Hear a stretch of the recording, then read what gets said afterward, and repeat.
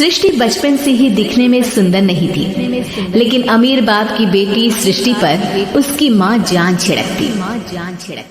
मेरी बेटी कितनी प्यारी है, भगवान सबको सृष्टि जैसी बेटी दे।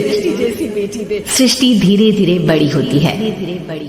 एक दिन सृष्टि की सहेली कहती है, तू दिखने में कितनी अजीब सी है, लेकिन मैं जानती हूँ हम सब में सबसे अच्छी शादी तो तेरी ही होगी। तेरे पापा अमीर जो है, और बता नहीं सकते यार, दहेज तो हर कोई देता है, ये क्या ज्यादा ले जाएगी अपने पति के लिए? अरे बड़े शहर में कोठी है इसके पापा की। अरे पापा की है ना, कौन सी इसकी है? इसकी होती तब तो कोई भी लड़का इससे शादी कर लेता। अरे पापा की मतलब पापा की है तो मेरी ही है ना? किसने कहा? अब तेरी तो तब होगी ना जब तेरा भाई ना हो। वैसे भी शादी के बाद सारी प्रॉपर्टी भाई के नाम होती है।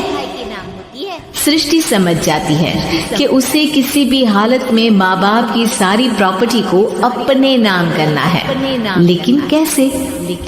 एक दिन सृष्टि का भाई शीनू कहता है, बहन क्या कर रही है? तुझसे एक बात करनी है। अरे हाँ करना, मैं तो तेरी बहन हूँ।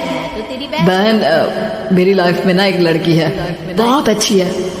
मैं सोच रहा हूँ माँ और पापा से बात करूँ शादी के लिए। सृष्टि को समझ में आ जाता है कि भाई की शादी होते ही भाभी उसे एक दिन भी घर में बर्दाश्त नहीं करेगी।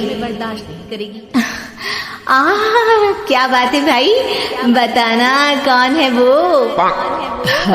यार वो बहुत अच्छी लड़की है, पढ़ी लिखी है, मेरे साथ जॉब भी करती है, बस एक प्रॉब्लम है।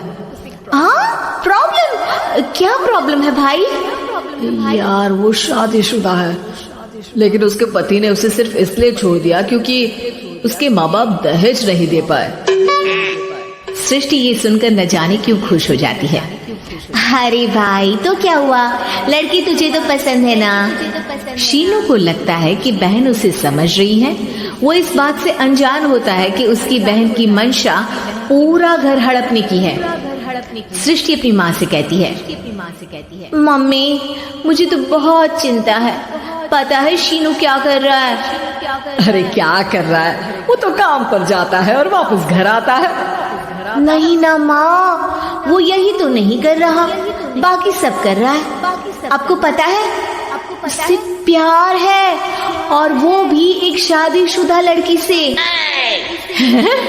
ये क्या हो गया, मैं सोसाइटी में क्या मुंह दिखाऊंगी? अरे तेरे पापा तो यही कहेंगे कि मैंने ही उसे बिगाड़ दिया है। माँ देखो, मेरी बात मानो, पापा पर भी विश्वास करने की जरूरत नहीं है। अब आप ही बताओ, पापा इतनी देर घर के बाहर रहते हैं क्यों? बोलो।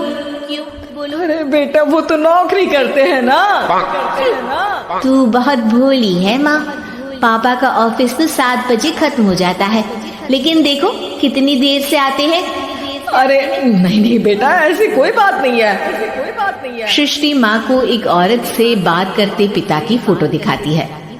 देखो माँ कैसे हैं पापा, मैं ना कहती थी कि पापा सही नहीं है। मैं तेरे पापा से बात करूंगी, दे फोटो मुझे।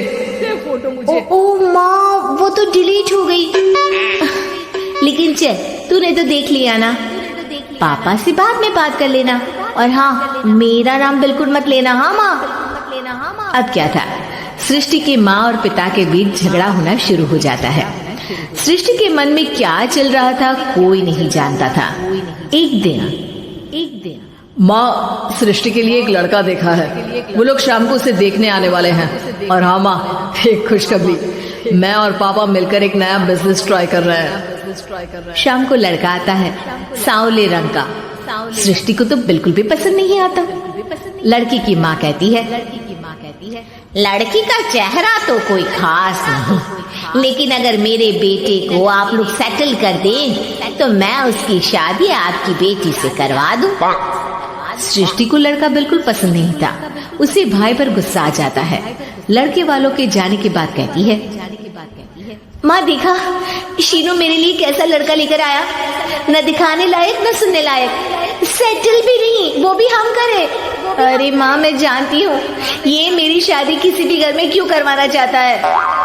अरे कैसी बात कर रही है बहन, तूने तो देखा ना, लड़के को मैंने ही मना कर दिया तुझसे शादी के लिए। जिससे लड़का बताया था उसने उसकी बहुत तारीफ की थी।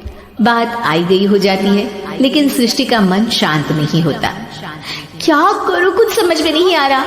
मेरी शादी हो गई तो ये लोग पूरी प्रॉपर्टी शीनू के नाम कर देंगे। मेरे हाथ तो कुछ लगेगा ही नहीं। तभी सृष्टि को आइडिया आता है। वो किसी वकील को फोन करती है। जी देखिए, अगर आपके मम्मी पापा का तलाक हो जाता है तो आपके पिता की आधी प्रॉपर्टी आपकी माँ के नाम हो जाएगी, फिर उसे वो किसी को भी दे सकती है। सृष्टि अब माँ को बेटे के खिलाफ भरती है।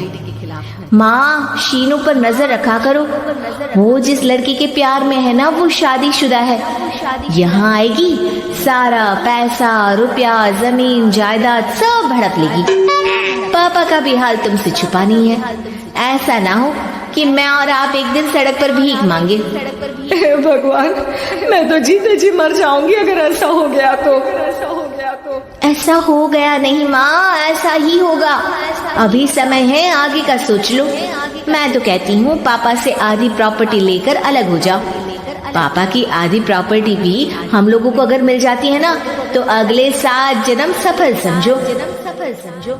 बेचारी माँ बेटी के कहने पर पति से तलाक लेकर अलग हो जाती है।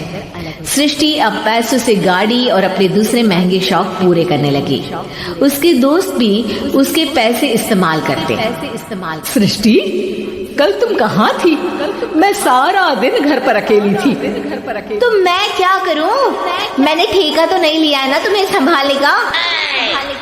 माँ को सृष्टि से ये उम्मीद नहीं थी। वो बैठकर रोने लगती है। वहीं उसका पति यानी कि सृष्टि के पिता आ जाते हैं। मैं जानता था कि तुम्हारा यही हाल होगा, तो आपने मुझे रोका क्यों नहीं? मैं रोकता तो तुम रुकती क्या? सृष्टि के कहने पर तुमने मुझ पर, अपने बेटे पर शक किया, लेकिन तुम ये भूल गई कि कैसे हम दोनों ने मिलकर जीवन में इतना सब खड़ा किया। माँ पति के गले लग जाती है। मुझे माफ कर दीजिए, मैंने आपकी कमाई का एक बड़ा हिस्सा गवा दिया।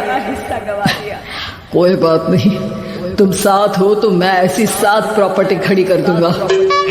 तभी वहाँ सृष्टि आ जाती है रोते हुए।